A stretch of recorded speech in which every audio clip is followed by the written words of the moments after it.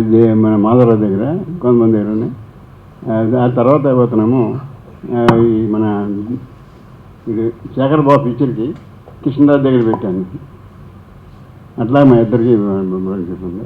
చాలా పిక్చర్లు పనిచేశాడు. మా పిక్చర్లు అన్నీ ఆడే, మొత్తం డిజైన్ కూడా ఆడే ఇచ్చేవాడు మాకు.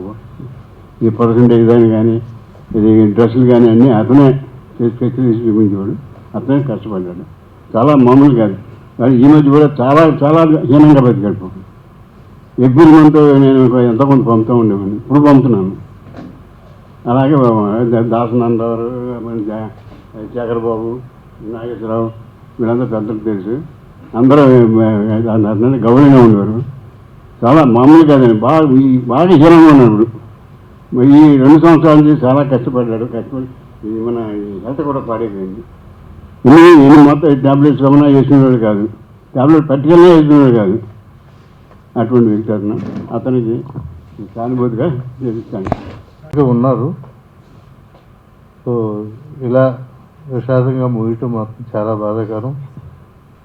ఆయన ఆత్మకు శాంతి చేకూరాలని, వాళ్ళ కుటుంబ సభ్యులకి ఈ పరిస్థితి నుంచి ఎదుర్కొనే మనోధైర్యాన్ని ఇవ్వాలని ఆ భగవంతుని కోరుతూ సెలవు.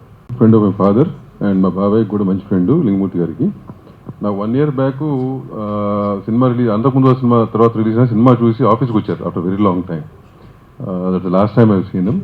అప్పటికి కూడా ఆయనకి ఏంటంటే ఏదో మంచి సినిమా చేయాలి రాము గారు, నేను ఏదో 20 years బ్యాక్ ఒక సినిమా చూశాను, నచ్చింది రీమేక్ చేయాలని చెప్పి వచ్చారు. తీసుకుని క్యాసెట్ DVD తీసుకుని ఒకటి. Then I was telling him, ఇప్పుడు ఎందుకంటే మీకు ఇప్పుడు let you want to do this no, ఇప్పుడు మీరు ఇప్పుడు సినిమా తీయటం మీకు వద్దండి అంటే, లేదు చేయాలి, ఏదైనా ఇంకో లాస్ట్ సినిమా ఒకటి చేశాను అంటే. నేను అనేది అంటే ఆ తరం వాళ్ళకి దట్ ప్యాషన్ ఎంత ఏ వచ్చినా it still exist and they had this is one of them. And I have no words to say. So you know ఆయన ఆత్మశాంతి చేకూర్చాలని మనస్ఫూర్తిగా కోరుకున్నట్టు. 2 సంవత్సరాల నుంచి పరిచయం ఉందండి. ముఖ్యంగా ఈ మధ్యకాలంలో ఎక్కువగా ఆయన కలిసింది నన్నే అయి ఉంటుంది. ఎందుకనంటే ఆయన ఫిలింనగర్ సొసైటీలో సభ్యుడు, చాలా కాలంగా వెయిటింగ్ లిస్ట్లో ఉన్నాడు. రీసెంట్గా ఆయనకి ఒక 2 bedroom ఫ్లాట్ కూడా అలాట్ చేశాము. దానికి డబ్బులు కట్టడానికి చాలా ఇబ్బందులు పడ్డాడు. ఎంత ఇబ్బంది పడ్డాడంటే అసలు ఏం చేయమంటారు సూర్యనారాయణ గారు నన్ను, నా దగ్గర ఏమీ లేదు, నాకు ఎవరు అప్పించేవాళ్ళు లేరు అని కూడా చెప్పాడు నాకు. పాపం వాళ్ళ అమ్మాయి మంగళసూత్రం కూడా తాకట్టు పెట్టి 10 లక్షలు తీసుకొచ్చి ఆ ఫ్లాట్కి డబ్బు కట్టింది. అయినా కానీ ఇంకా పూర్తిగా కట్టలేకపోయాడు. ఇదిగో ఆయన ఫ్రెండ్ ఒక ఆయన ఎవరో శ్రీనివాసరావు గారు ఎవరో నాకు వాళ్ళ ఊరి నుంచి ఫోన్ చేస్తూ ఉంటాడు, సార్ ఇక వాళ్ళు కట్టలేరు కానీ ఎవరో ఒకళ్ళకి చూడండి అమ్మేసేద్దాం అనే స్టేజ్లో ఆయన ఫైల్ కూడా నా టేబుల్ మీద ఉంది. ఎందుకంటే గత వారం రోజుల నుంచి 2 సార్లు హాస్పిటల్కి వెళ్ళటం, హాస్పిటల్ నుంచి తీసుకురావటం జరిగిందని చెప్పారు నాకు.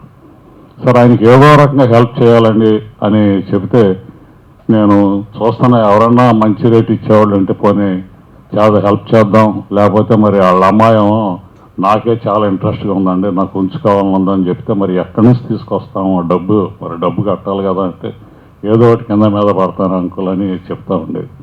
ఏదైనా కానీ చివరికి ఆయన చేతికి రాకుండానే, అది రిజిస్టర్ కాకుండానే ఆయన ఈ లోకం వదిలేసి వెళ్ళిపోయారు. బట్ ఏదైనా ఆ ఫ్లాట్ అయిందే డెఫినెట్గా ఆయనకే ఉంటుంది, ఆయన పేరు మీదే ఉంటుంది. ఆయన ఫ్యామిలీ మెంబర్స్కి డెఫినెట్గా హ్యాండ్ ఓవర్ చేస్తాం. అది ఆయన ఆత్మకి శాంతి కలగాలని కోరుకుంటూ సెలవు తీసుకుంటాం. అన్ని ముందు పిక్చర్లు అన్నీ గీత ఆర్ట్స్కి ఆయనే రైట్ హ్యాండెడ్గా అరవింద్ గారికి ఉండి అన్నీ చేస్తూ ఉండేవారు. చిన్న వైట్ టవల్ రైట్ సైడ్ వేసుకొని ఎప్పుడు కనిపిస్తూ ఉండే నవ్వుతూ. టెక్నీషియన్స్ కానీ ఆర్టిస్టులు కానీ చాలా బాగా చూసుకునేవారు. మంచి మిత్రుడు మా ఫ్యామిలీకి. గతం కొద్ది రోజులుగా ఆయనకు ఆరోగ్యం బాగాలేదు.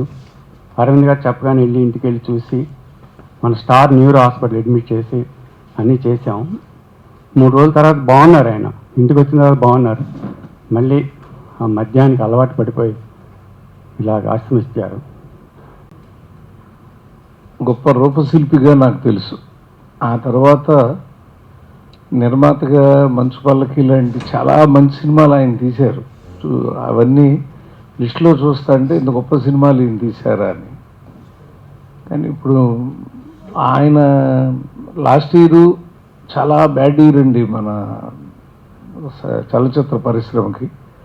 కనీసం నిర్మాతల్లో కానీ టెక్నీషియన్స్లో కానీ 30 మందిని తీసుకెళ్ళిపోయింది 2015.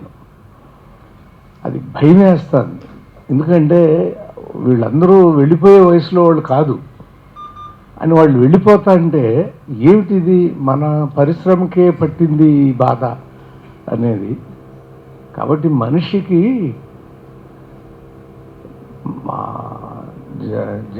జన్మించిన వాడు మరణించక తప్పదనేది తెలిసిందేనండి.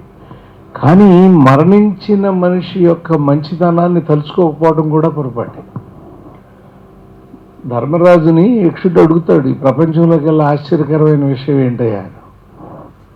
అహన్యాహని భూతాన్ని గచ్చంచేవ యమాలయం శేషా స్థిరత్వమిచ్చంతి కిమాశ్చర్యం అతఃపరం అంటాడు. అంటే అనునిత్యం మనుషులు చనిపోతూ ఉంటారు.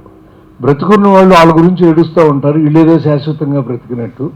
ఇంతకు మించిన ఆశ్చర్యకరమైన విషయం లేదండి. ఈ వేదికలో ఎంతెంత గొప్పవాళ్ళని మనం తలుచుకుంటున్నాం.